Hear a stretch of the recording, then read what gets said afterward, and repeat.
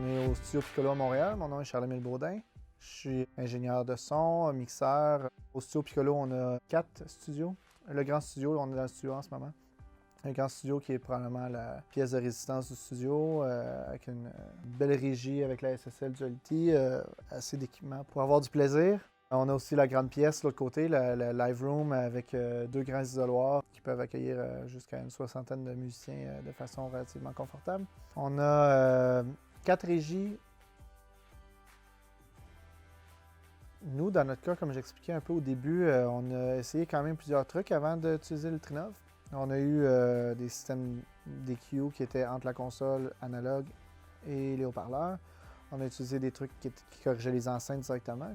Comme le système de correction était intégré au haut-parleur, aussitôt qu'on a eu un problème, on ne pouvait plus utiliser du tout la chaîne.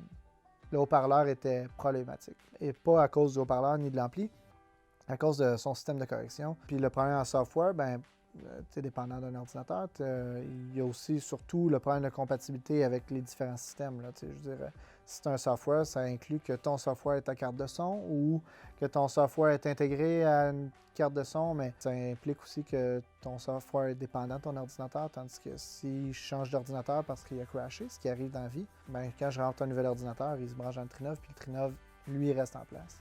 Donc, nous, en travaillant beaucoup en mobile, d'être capable d'enlever un morceau dans la chaîne qui est problématique, en cas d'urgence, c'est nécessité.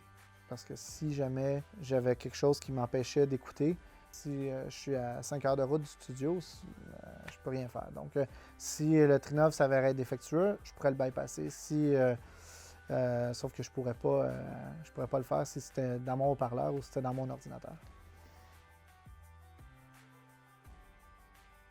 On a eu notre premier Trinov en démo.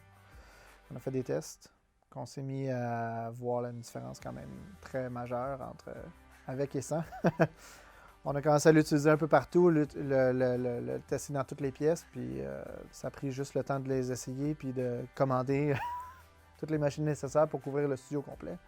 Si, disons, je sais qu'on va faire une écoute avec des clients, puis tout le monde va être assis derrière, je peux me faire une position plus loin, puis faire une mesure là, puis d'habitude, ça fonctionne bien. Ça change beaucoup ici, par exemple, mais ou encore plus en avant de la console, là, parce que des fois, il y a du monde qui aime aller écouter là. Si la mesure est là, ça devient assez... ça peut donner mal à la tête, de l'autre côté.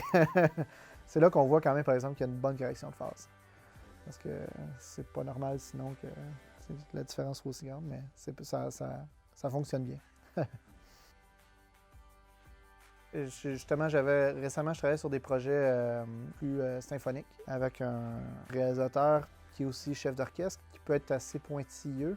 Après 2 sessions de mix qu'on faisait, il disait « Ce que j'aime ici, c'est que j'ai pas l'impression d'entendre aucun système.